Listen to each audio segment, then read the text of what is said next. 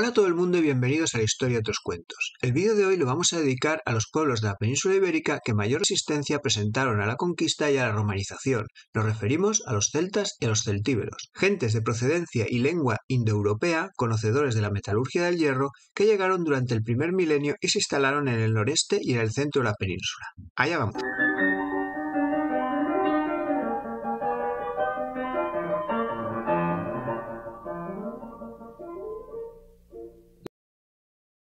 La cultura celtíbera se extendió por el centro, norte y oeste de la península ibérica, los valles del Ebro y el Duero y la meseta norte, expandiéndose hacia la cornisa cantábrica y la zona de la actual Galicia. Fue el fruto de las migraciones de gentes con lenguas indoeuropeas llegadas desde las estepas asiáticas en dos grandes oleadas. La primera de estas oleadas se produjo alrededor del año 1000 a.C., a finales de la Edad del Bronce, y en el caso de la península se limitó a la zona nororiental y estaba asociada a la expansión del ritual funerario de los campos de oro. La segunda oleada se extendió hasta el siglo VI a.C. Estos grupos se establecieron por toda la mitad noroccidental de la península, los valles del Ebro y el Duero y la meseta norte, expandiéndose hacia la cornisa cantábrica y la zona de la actual Galicia, donde se relacionan con la cultura castreña. Estos pueblos se mezclaron con las poblaciones indígenas, pero apenas tuvieron contacto con los pueblos colonizadores del Mediterráneo, fenicios y griegos. El término celtíbero lo empleamos para referirnos a aquellos pueblos celtas en su esencia, pero que por su contacto con los pueblos iberos del Mediterráneo asimilaron algunos elementos de su cultura, como la escritura, el torno de alfarero y el uso de la moneda. En la tradicional división que las fuentes clásicas hicieron de la península, todos estos pueblos configuraron la mitad celta. El mundo celta era agrario y rural. Su economía se basaba en la agricultura y la ganadería, dependiendo la importancia de cada actividad de la zona ocupada por cada tribu o grupo. La agricultura era extensiva y de secano, predominando los cereales, trigo, cebada y mijo, pero también las leguminosas. Puede que se tratase de un sistema de rotación de cultivos entre el cereal y la leguminosa para mantener la productividad de la tierra. Abundan en los yacimientos celtas y celtíberos los silos para almacenar el grano. El estudio de los recipientes para la conservación y de los molinos indica que junto al cereal, las bellotas fueron una parte esencial de la dieta, por lo que su recolección fue una actividad habitual y clave para la alimentación. De la fermentación del cereal obtenían la caelia, una bebida similar a la cerveza citada por Plinio. Incluso se ha hallado en el yacimiento de Ségeda un lagar que se utilizó para la elaboración de vino datado entre el año 200 y el 150 a.C. La ganadería menor fue importante, especialmente las ovejas y las cabras. Se debate sobre si se trataba de una ganadería de trashumancia, aunque parece probable que los desplazamientos del ganado no fueran tan largos como en los tiempos medievales de la Mesta, más bien sería una transterminancia entre las montañas y el llano. La abundancia de las teseras parece indicar lo habitual de esta práctica en la zona celtíbera. Menos importancia tuvo la ganadería porcina. En lo que respecta a la ganadería mayor, de menor importancia para su economía, criaron vacas y caballos, siendo la monta de estos últimos un elemento importante en la jerarquía social, pero también se criaron para el consumo. Las famosas esculturas celtíberas conocidas como berracos son un indicio de la importancia de la actividad ganadera en estos pueblos. Podría tratarse de esculturas propiciatorias para la mejora del ganado, aunque también podrían delimitar zonas de pasto. Los más conocidos son los toros de Guisando, en el Tiemblo, provincia de Ávila. Como todo buen indoeuropeo que se precie de serlo, los celtas dominaban la metalurgia del bronce y del hierro, siendo esta una de sus características diferenciales. Destacó el utillaje y las herramientas que fabricaron y que han sido la base del trabajo agrario con algunas aportaciones posteriores hasta el siglo XIX. Junto a las herramientas también elaboraron adornos y armas de gran calidad, ambas muy presentes en los ajuares funerarios. Explotaron las minas en la zona norte, donde abundaba el preciado estaño con el que podían comerciar tanto con pueblos mediterráneos como atlánticos, y en menor medida también el oro. De su producción artesanal debemos destacar la cerámica y el textil. La cerámica era de calidad, pero no conocían el torno excepto entre los celtíberos, que tuvieron mayor contacto con los pueblos del litoral mediterráneo. Estaba decorada con formas geométricas y zoomorfas. La producción de tejidos, principalmente de lana, se realizaba en el ámbito doméstico, en telares. Se han encontrado gran cantidad de ponderas y tesayolas, que atestiguan dicha actividad.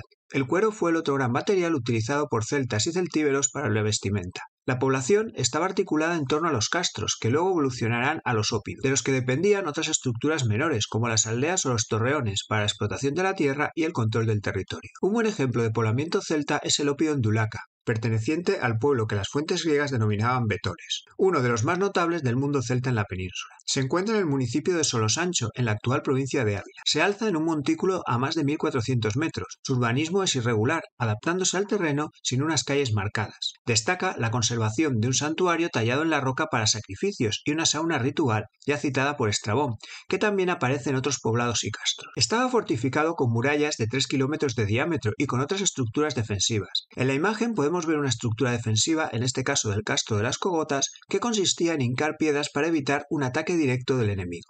Las viviendas tenían forma rectangular, con una sencilla separación en 3 espacios, una entrada o zaguán, la zona principal con el hogar, que también se utilizaba para dormir, y una despensa o almacén.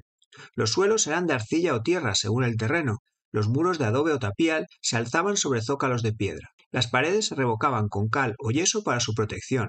El techo se sostenía sobre vigas de madera cubiertos de ramaje y arcilla para su impermeabilización. La zona noreste de la península, la actual Galicia y la parte occidental de Asturias, fue el territorio donde se desarrolló la cultura castreña o de los castros, una cultura celta, pero que presentaba algunas diferencias con respecto al resto de pueblos indoeuropeos de la península. Estas poblaciones se relacionan con las rutas atlánticas que ya eran importantes durante la Edad del Hierro. Especialmente llamativos son los restos de sus asentamientos o castros, que dan nombre a esta cultura.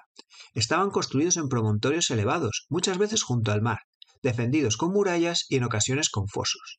Dentro de los recintos amurallados, el urbanismo no estaba definido. Uno de los elementos más característicos de estos castros son las viviendas de piedra y planta circular. Los muros de mampostería sostenían techos cónicos, formando una estructura de madera recubierta con ramaje y barro. Sorprende el hecho de que con esta cultura no se hayan encontrado asociados ningún tipo de necrópoli ni de enterramiento que nos pueda dar una pista sobre su ritual funerario. Los celtas no formaron nada parecido a un estado o reino, se organizaron en clanes familiares que se agrupaban en tribus. Las fuentes citan muchos pueblos: pacceos, vetones, carpetanos, arebacos, celtíberos, y también hemos mencionado la cultura castreña, sin olvidar de los pueblos astures, cántabros y vascones. Aunque posiblemente su organización social fuera más igualitaria que la de los iberos, existía una jerarquización visible en los ajuares funerarios. Los más ricos pertenecían a una casta guerrera, los jefes o caudillos de tribu, enterrados con sus armas y arneses para caballos. Un segundo estrato estaría formado por los guerreros, y en la base de la pirámide encontraríamos a los campesinos, enterrados con escasos ajuares o sin ellos. La religiosidad de los celtíberos y los celtas peninsulares es difícil de conocer por la falta de fuentes. Al igual que el resto de pueblos indoeuropeos, eran politeístas, siendo Lugh el dios del que más referencias encontramos en la epigrafía y en la toponimia.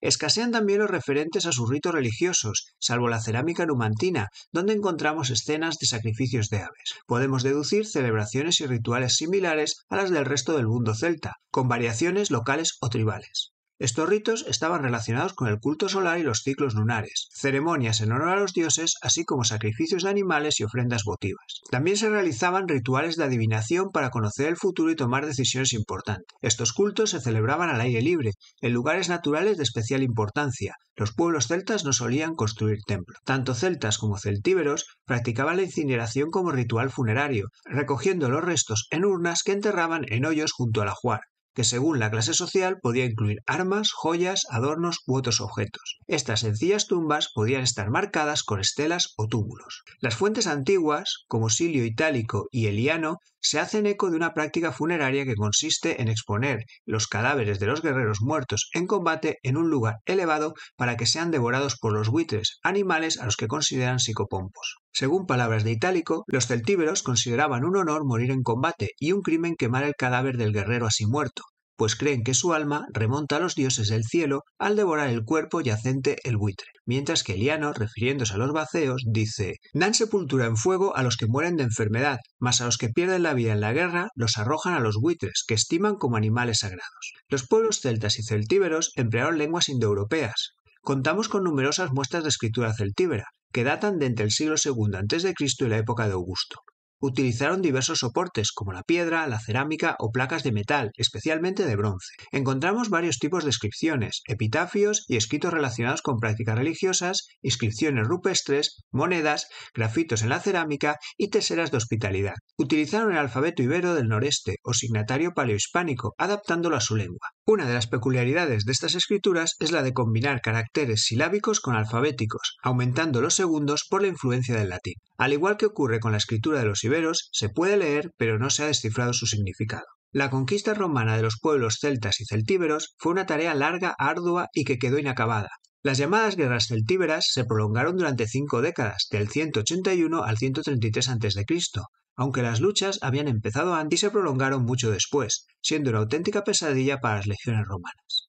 Estas guerras nos han dejado episodios tan conocidos como la resistencia de Viriato, cuya muerte vemos aquí representada por José Madrazo en un impecable cuadro neoclásico, o la guerra de Numancia, con el asedio y la destrucción de la ciudad, siendo el momento de la entrada de los romanos y el suicidio de los numantinos el elegido por Alejo Vera para su obra, esta vez con un estilo romántico. Ya hemos indicado que la conquista no fue completa. Pese a las campañas realizadas en tiempos de César Augusto, las guerras cántabras, muchas tribus y poblaciones en la zona norte solo fueron nominalmente conquistados y su romanización fue prácticamente nula. En general, las poblaciones celtas y celtíberas presentaron una mayor resistencia a la romanización que las iberas de las zonas litorales. Hasta aquí nuestro recorrido por los pueblos celtas y celtíberos que habitaron la península ibérica. Esperamos que os haya resultado interesante y nos vemos en próximos vídeos de la historia y otros cuentos.